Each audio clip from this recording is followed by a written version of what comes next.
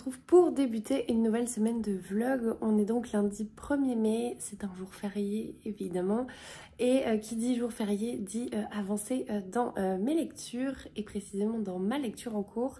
Je suis donc en train de lire L'île de Yule de Johanna Gustafsson, qui est donc un thriller que j'ai acheté très récemment et qui me faisait très envie après l'avoir vu passer à peu près partout chez les copines qui l'ont acheté et fait dédicacer lors du Quai du Polar.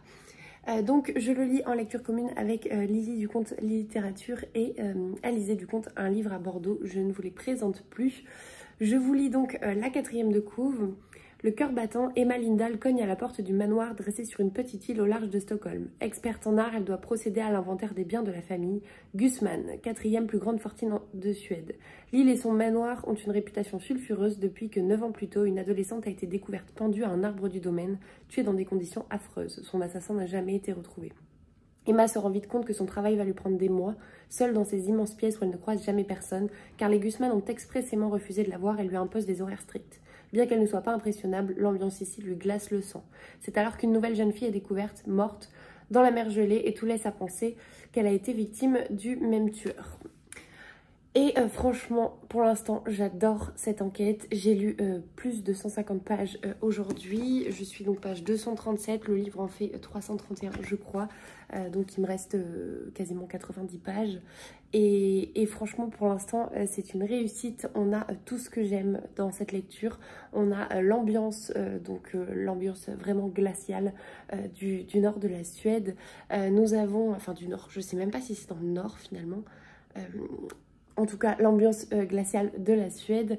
Nous avons également pas mal de mentions des traditions et cultes vikings. Ce que je trouve très intéressant, même si l'histoire n'est absolument pas... on parle pas que de ça, mais on a des petites touches par-ci par-là et je trouve ça vraiment chouette pour pouvoir rentrer dans l'histoire. On a des personnages qui sont très bien construits, qui sont tous très attachants, qui sont... très attachants, pas nécessairement tous, mais qui ont un vrai profil, qui sont assez riches et assez intéressants. Donc voilà, pour l'instant je passe un très bon moment. Évidemment il y a beaucoup de suspense, il y a une sorte de mystère qui plane, enfin il y a plusieurs mystères qui planent et voilà, vraiment pour l'instant je passe un super bon moment, c'est très addictif. C'est vraiment une lecture comme j'aime. Il y a des rebondissements, il se passe des choses à la fin de chaque chapitre. J'ai envie de connaître la suite en lisant le chapitre suivant. Et voilà, donc je suis très contente. Pour l'instant, ma lecture est tout à fait à l'image de cette couverture, vraiment glaçante, plutôt morbide aussi. Et c'est tout ce dont j'avais envie pour cette journée et ce début de semaine. Donc je pense que je vais le terminer ce soir.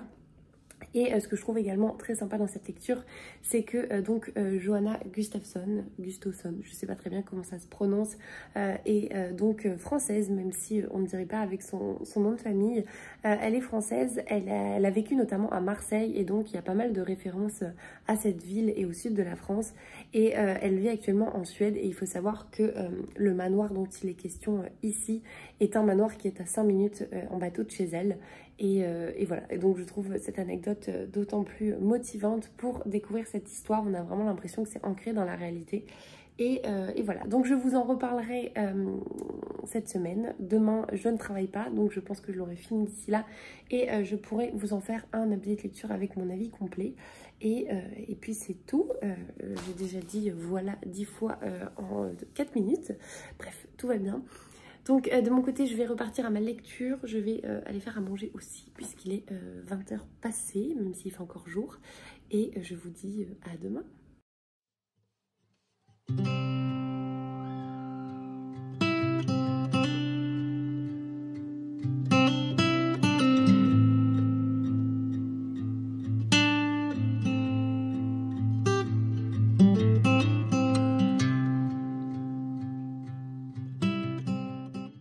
Hello, on est mardi, je suis donc en congé aujourd'hui et à la maison.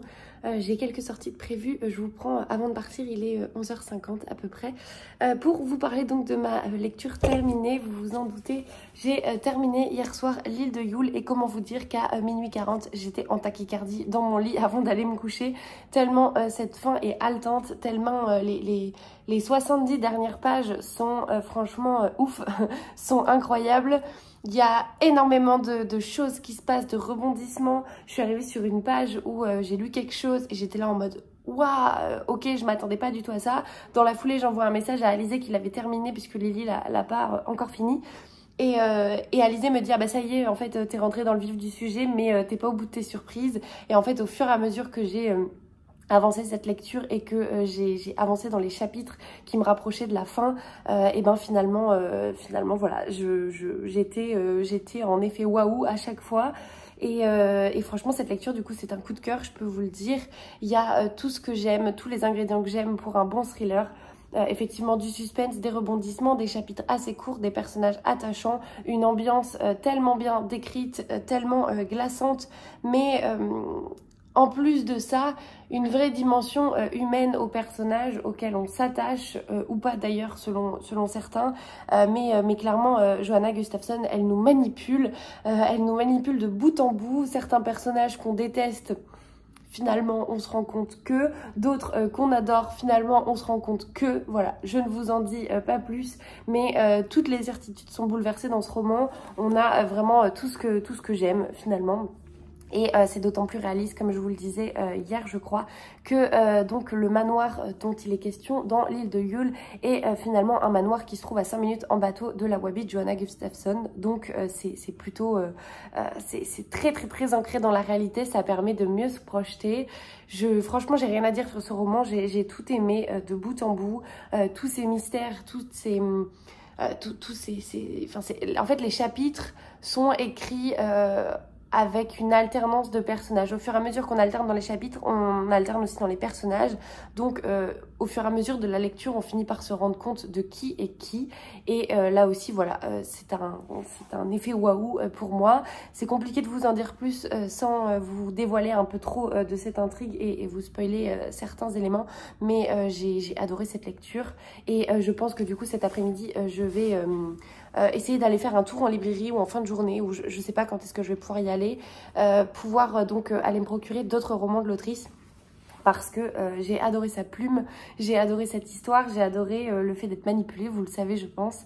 Et voilà, donc un gros coup de cœur pour cette lecture et bien sûr je vous reparlerai de cette autrice puisque je continuerai à découvrir certains de ses romans. Voilà donc pour l'update lecture. J'ai repris donc ma lecture des filles qui mentent puisqu'en fait je ne vous ai absolument pas dit, mais donc dans l'ancien vlog je pense que je vous ai quitté en vous parlant de ma lecture en cours. Et donc j'avais cette lecture qui était prévue avec Lily et Alizé. Et en fait, j'étais tellement à la bourre déjà sur celle-ci, puisqu'Alizé l'a terminée en 2 jours, je crois. Moi, ça fait 4, 5 jours, 6 jours peut-être que je suis dessus maintenant. Je sais plus, je ne compte pas. Toujours est-il que donc, si j'avais voulu attendre de finir celui-ci, j'aurais été en retard sur celui-ci. Ça m'aurait fait 2 lectures communes en retard et j'avais pas du tout envie. J'avais envie, ça n'a aucun sens. J'avais envie de pouvoir échanger donc pendant ma lecture en temps réel avec les filles. Donc, j'ai mis Elma de côté, enfin Elma, le tome 2 d'Elma, donc les filles qui mentent de côté pendant 48 heures finalement, puisqu'il m'a fallu 48 heures pour lire l'île de Yule. Et je le reprends. J'en suis page 117 et le roman en fait 413. Voilà, je ne suis pas au bout de mes peines. J'aime beaucoup cette histoire, mais j'attends que ça bouge un petit peu plus pour l'instant. Chose aussi que, qui fait que finalement je me suis plongée dans celui-ci qui était très très très addictif, dans lequel il y avait beaucoup de rebondissements. Celui-ci, vraiment j'adore l'ambiance aussi.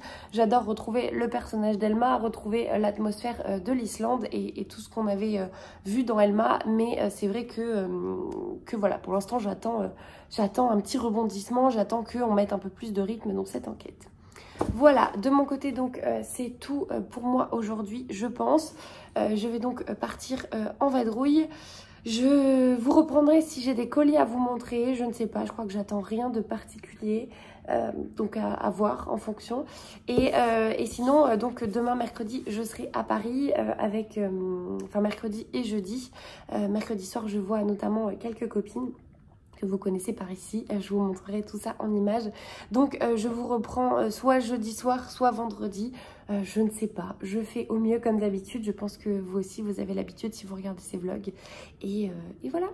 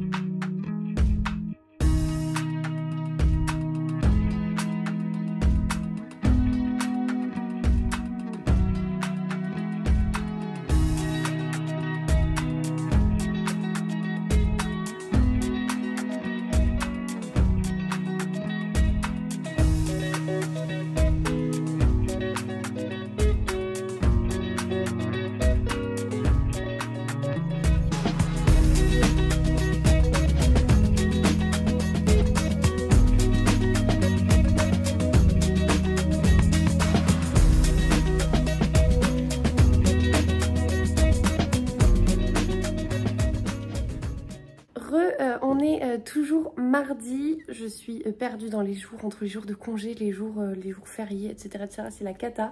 Je vous prends donc très rapidement pour vous montrer mes deux achats du jour, puisque j'ai pu donc aller faire un tour en librairie. Je viens de rentrer, il est 17 h quasiment, donc pas une journée placée sous le signe de la lecture, mais plutôt sous le signe du shopping.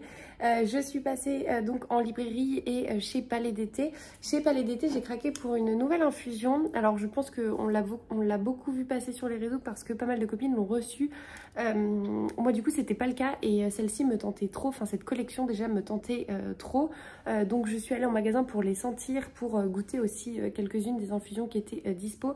Et j'ai choisi celle-ci, donc c'est la collection Les Sources bien sûr.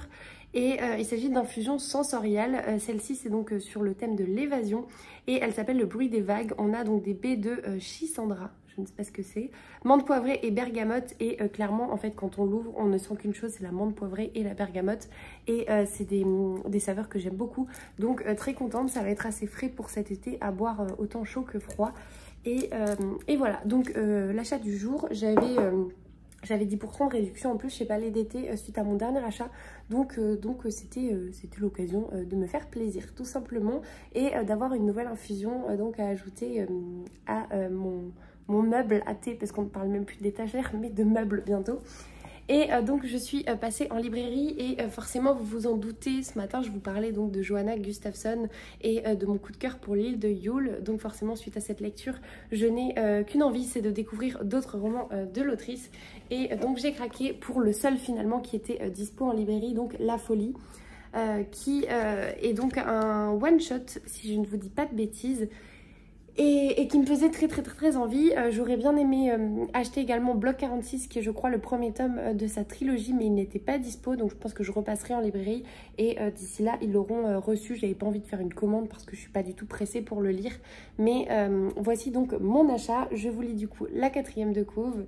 Québec 2002. Maxine, grande inspectrice, mère célibataire dépassée, est appelée sur une scène de crime terrible. Pauline Caron, son ancienne institutrice, est assise sur le perron de sa maison, choquée, pieds nus dans la neige et couverte de sang. À l'intérieur, le cadavre de son mari, lardé de coups de couteau. Pauline, cette femme douce et appréciée de tous, peut-elle être coupable? Pour le découvrir, il faut plonger dans le Paris de 1899, au lieu du spiritisme et de la magie noire, et s'aventurer dans le Québec de l'après-guerre, où la plus ancienne patiente d'une maison d'aliénés prodigue à une adolescente des conseils quelque peu dangereux. Et franchement, il me fait hyper envie. Je le lirai en lecture commune avec Alizé, bien sûr. Et avec Morgane, du compte Les Lectures de Morgane, puisque je crois qu'elles avaient une lecture commune de prévue à laquelle du coup je me rajoute pour pouvoir le lire avec elle. Il me fait trop envie. Maintenant que j'ai découvert sa plume, j'ai qu'une envie, c'est de poursuivre et de voir ce qu'elle peut écrire également d'autres sur d'autres pays. Là qui plus est, ça se passe à Québec ou au Québec, mais je pense à Québec. Et de manière personnelle, moi j'ai vécu au Québec, à Montréal pendant 6 mois. Donc voilà, j'ai un attachement tout particulier à ce territoire et voilà, je suis toujours très heureuse de lire des romans qui s'y passent. Et voilà, donc je vous en parlerai mieux bien sûr quand je le lirai, mais je pense qu'on va pas trop tarder. Il faut que je vois avec les filles quelle date on fixe pour le lire, mais voilà, j'ai trop hâte. Donc Je m'arrête ici pour aujourd'hui. Je vous reprends, je pense, vendredi quand je rentre après être partie donc à Paris comme je vous le disais. Et puis voilà, puis d'ici là je vous emmène avec moi à travers quelques petits plans vidéo.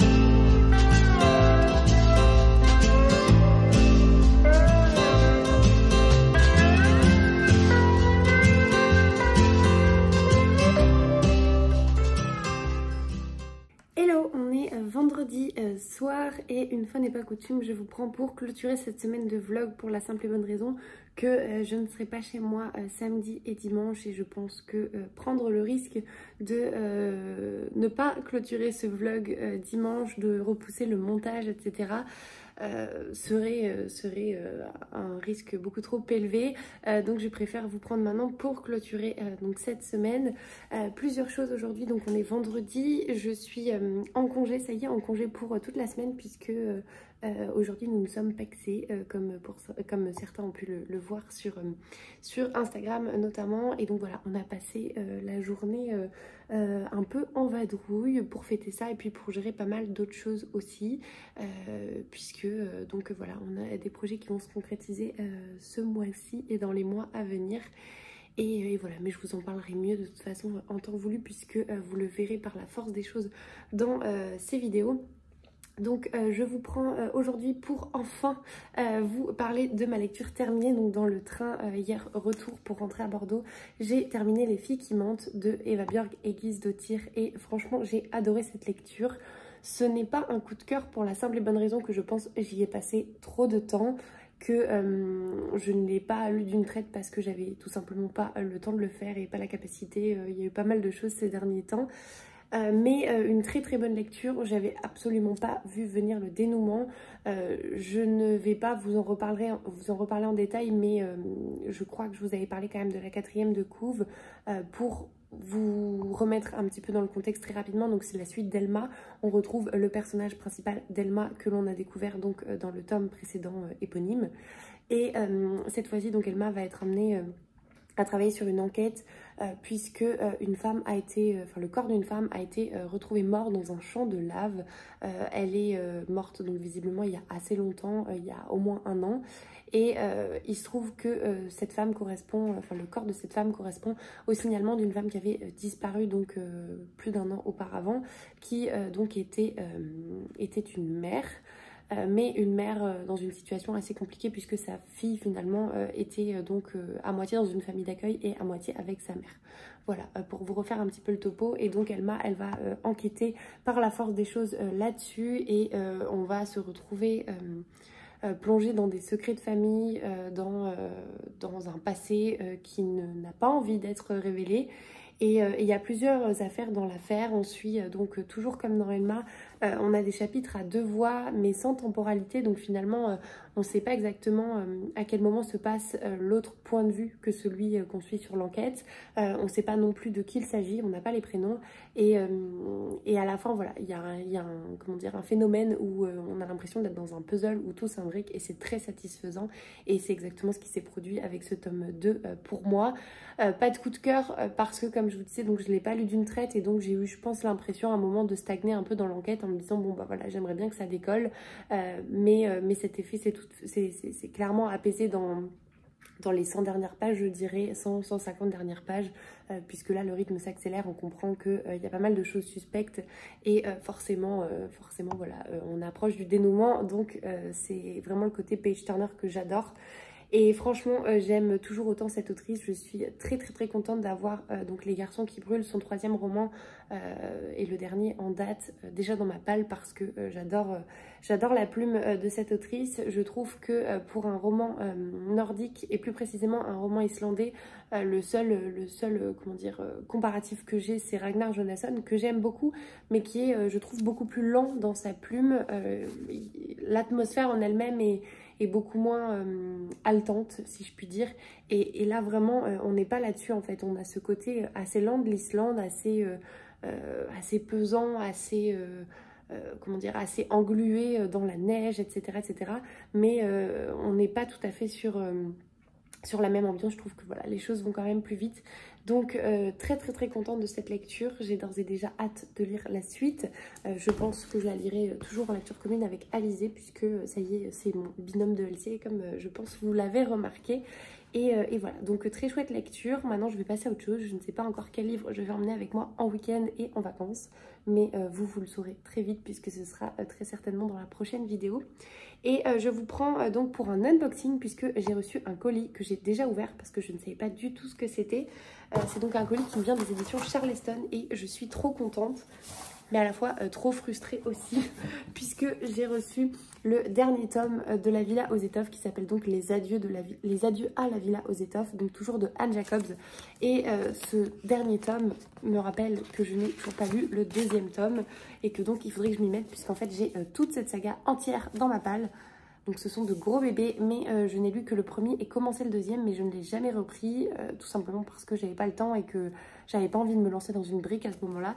Donc voilà, je du coup ne lis absolument pas la 4e de couverture, puisqu'on est donc en 1939, là où dans mes souvenirs, je crois qu'on en est qu'en 1914, 1915, on est au début de la Première Guerre mondiale, je crois, dans le tome 2. Donc voilà, je ne le découvre pas, mais il faut vraiment que je m'avance dans cette saga parce que c'est une saga que j'ai adorée avec le premier tome et c'est vrai que j'ai jamais réussi à trouver le bon moment pour me mettre dans le second. Et depuis, il y en a, je crois, 3, 4, 5, je crois que celui-ci c'est le 6e. Peut-être que je vous dis des bêtises, mais il me semble que mon calcul est bon. Donc voilà, donc un immense merci à Charleston. C'est comme je vous le disais, un beau bébé, mais je crois que c'est finalement un des plus courts, peut-être, puisqu'il fait 620 pages de mémoire. Je sais qu'il y en a qui font 700-800 pages. Donc voilà, trop hâte d'avancer dans cette saga, comme je vous le disais. Et bien sûr, je vous en reparlerai. Parce que c'est une saga historique que j'adore. J'adore l'atmosphère, j'adore la plume, j'adore les personnages. Je trouve qu'il se passe plein de choses, même si c'est contemplatif. Il y a pas mal de faits, pas mal de rebondissements, pas mal de décors aussi que j'adore. Donc voilà, il faut absolument que je la reprenne. Bref, du coup, donc je m'arrête ici. Ce sera encore un petit vlog, mais je pense que vous avez fini par prendre l'habitude. J'espère donc que vous avez passé un agréable moment en ma compagnie, que vous avez trouvé de nouvelles suggestions de lecture ou de thé, puisque je vous ai parlé de mes achats Palais d'été. Je vous remets, comme à chaque fois, donc la liste des romans dont j'ai parlé dans la description de cette vidéo, si jamais ça vous intéresse d'aller lire les 4e de couve vous-même. Et puis voilà, je vous souhaite donc comme d'habitude de belles lectures, de belles découvertes, une belle semaine et je vous dis à la prochaine.